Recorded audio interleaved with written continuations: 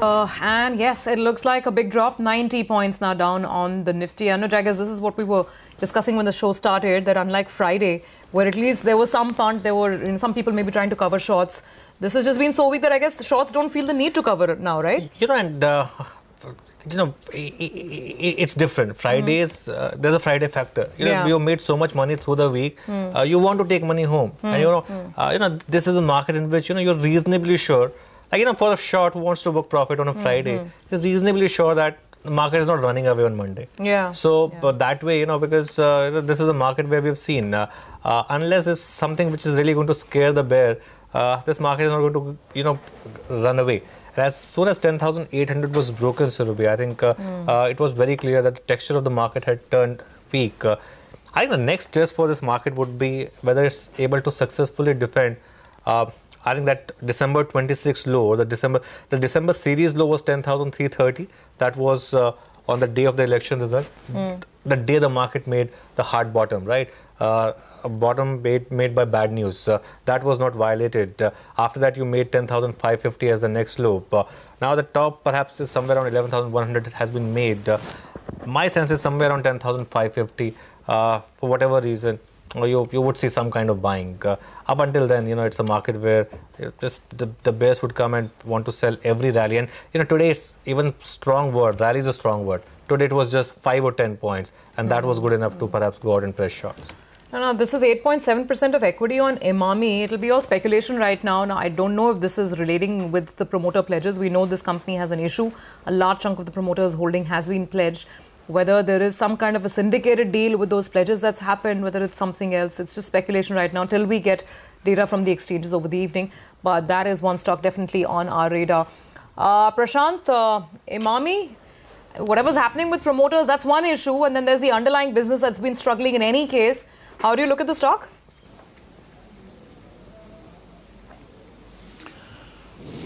So anything that is pledged right now is a no-touch, which is there. That remains the primary issue. The business ups and downs in business regularly happens unless you know what is the money used in for. Was it for a short-term working capital? Was it for anything else? Unless we get to details of that, it is very difficult to actually take a call of any of the pledged stocks that are there in the market. So it's preferable that you end up looking at low debt companies rather than look at something that is troubled already. The troubled players are not going to be getting in either your mutual fund interest or your direct equity interest at this point of time. So stick to companies with low debt, because interest burden is going to be a large portion of the expenses, at least for the next 6 to 9 months for any corporate that is going to be there, because liquidity is not that easy to come by.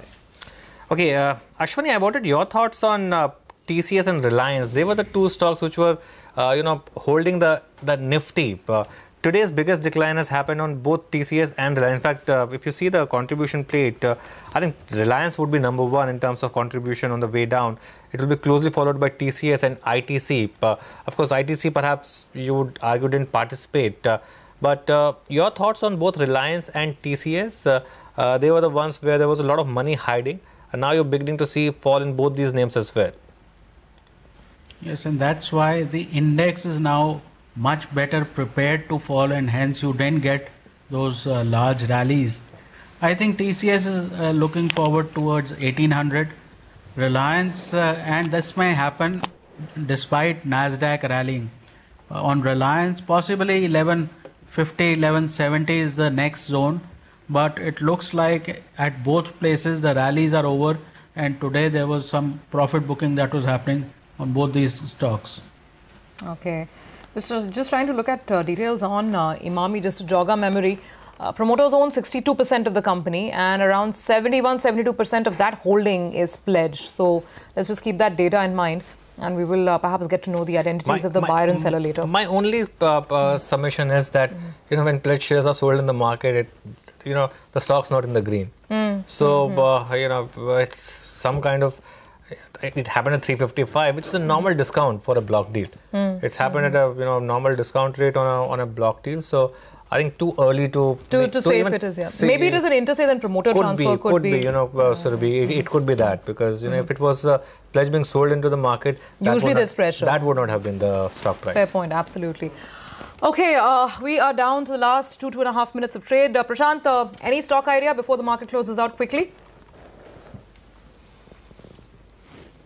Not at this point of time, Surbhi. I think so. We'll wait it out for two key events. One is liquidity and one is the elections to get over before we start looking at the mid-cap space. We are coming into the space after nearly around 4 quarters when we had said that stay away and stay with the large caps. So maybe in the next quarter or so, we'll end up coming back with a list of buys in the mid-cap space, which fairly looks reasonable valuation. Okay, all right, gentlemen, stay on. Let's just go over the close of what's really been a weak start to this week. It doesn't make you feel any better if you were hoping for a pullback. So, Anuj, 7 straight days of decline. Doesn't matter what the globe is doing, doesn't matter what Asia is doing. We are just marching to our own beat. Yeah, we are. Interesting. I think we're reaching for the broader market now after a long time some kind of value. Surbhi, I think perhaps ETFs at this point won't hurt some bit. You want to, and if you, this is the time to buy into equities. Time to buy into equities and chasing them was not in 2017. It's now. If you do it in systematic manner, that is. I know that right now your NAVs look, completely dismantled, and our NAVs are down, right? It's not that we are celebrating that, but perhaps this is the time you want to just take a look at the ETFs. Just want to see how things go, and the bull market would come after a bear market. That's absolutely the certainty. Just like a bear market would come after a bull market would come after a bear market. But right now, the market is in some kind of severe cyclical sort of bear market, especially in the broader market. On the index, really what didn't help today was that the two big stocks of the last bull market, which is TCS and Reliance, both collapsed on same day. TCS was down 3%. And Reliance was down 2.5%. I think the combined weight of that was enough to take Nifty down. And of course, you had ITC, SBI, JSW Steel, a lot of these stocks falling. Indiabulls Housing, of course, the top loser, down about 3.5%. On the way up, Bharti Infratel has been a stock of the year, and by a distance, 22% for the year now on Bharti Infratel. And really, it's been stunning the way that stock has moved all through this year. Zee Entertainment up 1.5%. And ONGC was up 1.5%, and surprise, surprise, Tata Motors among the list of gainers today, up 1%. And though I read a report on Chinese automotive demand, apparently car sales are down big time in China, last reported data. Anyhow, let's come to mid-caps. The mid-cap index has also felt the pressure today, about 1% drop on the mid-cap index. Advanced decline ratio, absolutely abysmal. You've got around 700 stocks advancing or 1,400 stocks on the declining side. Let's come to the losers then. A lot of the NBFCs were quite weak today. So whether you're looking at L&T Finance, M&M Finance, Edelweiss, look at a Repco Home, many of these financial names were on the weak side. Definitely not a active or positive part of the market today.